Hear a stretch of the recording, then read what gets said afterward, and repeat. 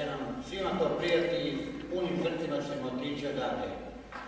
Oče Branislave, hvala vam puno.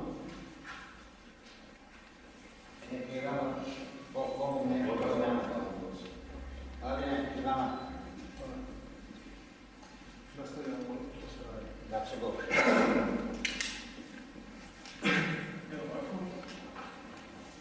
Žiri je zasjedao i doneta je odluka da prvo mjesto pripadne Jasmini Janković, pa neka izađe da primi povelju i nagradu.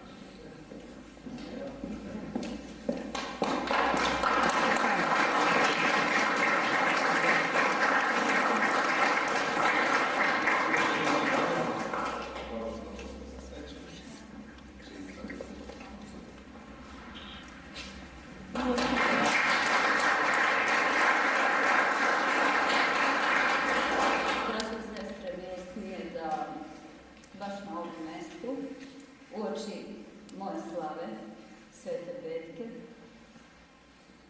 dobijem vaše glasove, dobijem nadahnuće da stvaram kao i uvijek iz srca. Slava Gospodu što me doveo, blagoslov ovom domu i svima vam. Hvala.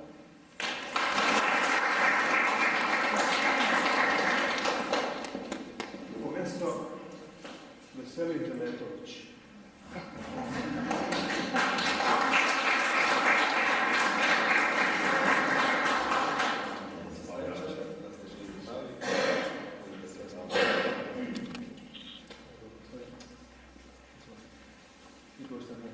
Baš na ovakvom mjestu jedno veliko hvala srce svima. Oče Branislave.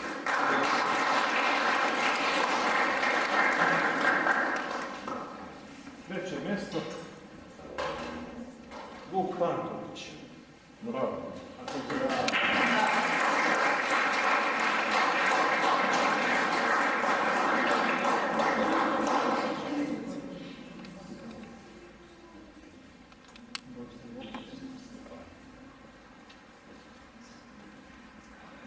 Da kažem, čast velika da s vama sedim, da ne sedim i još da pobedim.